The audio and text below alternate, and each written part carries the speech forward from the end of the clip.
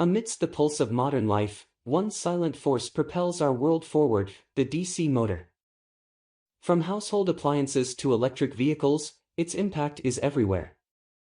In today's era of innovation, DC motors drive our tools, power our cars, and even shape our renewable energy landscape. Efficient, reliable, and sustainable, these motors are the backbone of our technological advancements. Join us as we uncover the secrets behind this essential component of our modern world. Before discussing the DC motor's working, let's learn some basic concepts of magnets and electricity. This is a magnet, also called a permanent magnet.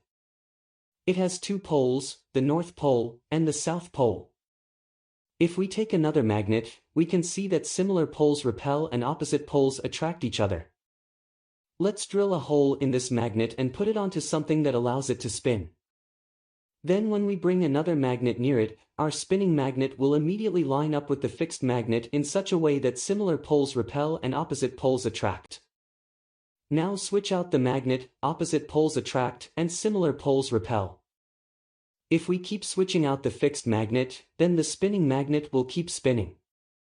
But we can't turn these magnets off, which makes it difficult to control. These magnets have magnetic domains organized in a similar direction. Now this is a metal bolt which is not a magnet, but it also has magnetic domains that are not organized, or we can say they are facing in random directions. When we wrap this bolt with a conductive coil and pass an electricity current through it, its magnetic domains become organized in a similar direction and act as a magnet. This type of magnet is called an electromagnet. We can control this magnet by turning it on or off, increasing or decreasing the strength of the magnet, and so on. In an electromagnet, the current flow is in one direction, and when we change the current flow, the electromagnet's polarity also changes. Here, for example, when we switch the circuit's battery, the current flow changes, and the electromagnet's polarity also reverses. Now let's replace that spinning permanent magnet with this electromagnet. The role of both magnets is the same, but the thing to be noted is that, now we don't have to switch out the fixed magnet. We can just switch out the electromagnet wires to change the magnet's polarity and it will continue spinning. In reality, these wires will obstruct the spinning of the magnet, but that is not the important thing here. Now to make it more efficient, we will add another magnet on the other side.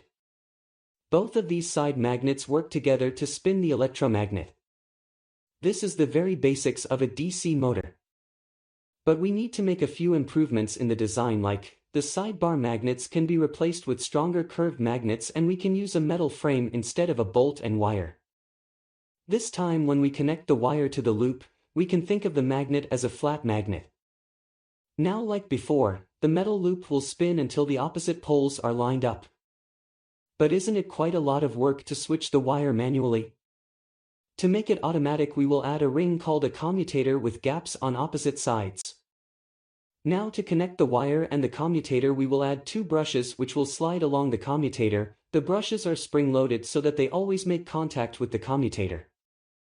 The current will flow from the wire to the brush, commutator, metal loop, commutator, brush, and then to the wire again. Now we have our electromagnet and the armature spins.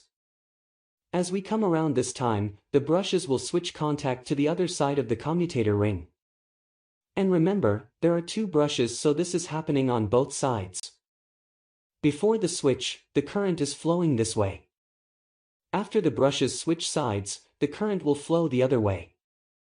This means the electromagnet switches polarity, which will cause the armature to keep spinning.